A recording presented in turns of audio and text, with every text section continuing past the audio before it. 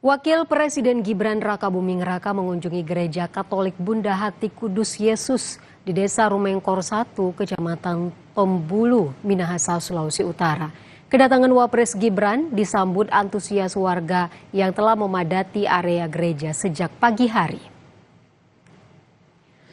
Dalam kunjungan itu, Wakil Presiden yang didampingi Gubernur Sulawesi Utara Julius Selvanus melihat langsung kerusakan bangunan gereja akibat gempa berkekuatan magnitudo 7,6 yang terjadi pada 2 April lalu. Perbaikan gedung gereja Bunda Hati Kudus Yesus membutuhkan biaya 500 juta rupiah. Untuk itu, Wapres Gibran meminta gereja menyusun proposal perbaikan. Selama proses perbaikan berlangsung, Wapres meminta agar pelayanan kepada umat tetap berjalan.